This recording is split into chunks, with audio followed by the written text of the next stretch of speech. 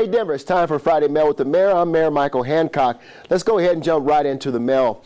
First of all, affordability in Denver is top of mind for me. When I've been out talking with a lot of people this week, I've heard you say Denver just isn't affordable for me anymore. And that really breaks my heart. And I know that we have a lot of work to do to address a lot of issues to help make Denver become once again affordable for folks who want to live in the city. Please know we hear you and we got you. My nieces and nephews have told me the same thing. So this is very, very personal, but it's also personal to me when people feel like they cannot live in Denver and cannot afford to live in Denver.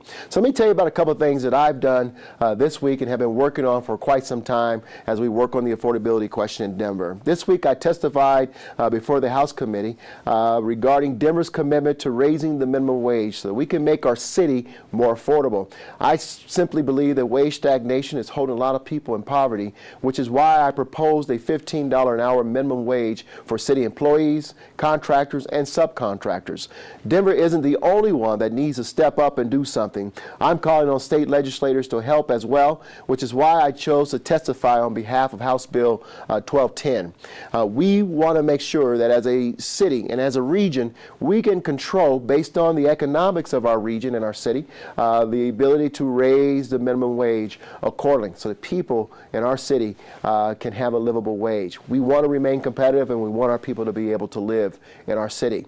Next, a lot of people posted on social media this week about the brown cloud. That was hanging over Denver this week. We all saw it. It's something that certainly concerns us. And I got to tell you, so we looked into this. I'm not a meteorologist, and so I wanted to find out what was going on and trying to get a better picture of why all of a sudden we're seeing more of the brown cloud. Many of us who grew up in the city know that this city has fought for many years to do away with the brown cloud, and we've had a great deal of success. But we saw abnormally high pollution days this week. The mix of cold temperatures, snowstorms, and smog can cause the air to get trapped under the next storm until the next storm comes through and sweeps the smog from the atmosphere. And so what we're seeing, many meteorologists have shared with me, is a direct result of the weather that we've had recently in Denver. However, as residents, we can help cut down on some of the pollution. It won't happen overnight, but we can each do our part. The cars and trucks we are all driving contribute to the majority of pollution we see in Denver. By reducing the number of trips we make, especially solo trips, and from work to and from work, we could all have a huge and measurable impact. Using public transportation, biking, or walking when you can will help Denver reach its sustainability goals. Denver will continue working to make the streets and parks safer for you to move around the city.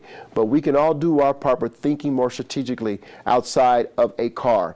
Public Works, Denver Department of Public Health and Environment, and Parks and Rec are committed to making it easy for all of you to participate in these cost-saving and stress-reducing actions, and we want to encourage you to take a look at what we're doing at denvergov.org. We also have an active partner with our utility company, Xcel Energy, to adopt cleaner burning fuels while also advancing significant amounts of renewable energy into the electricity mix.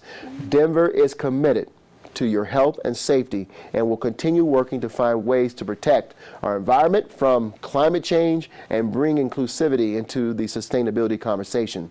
So we need everyone to understand that we have a brown cloud. We can play a role. Weather plays some of that, play some role of that in all of that, but we can all play a role by being smarter and thinking more strategically about how we get about the city.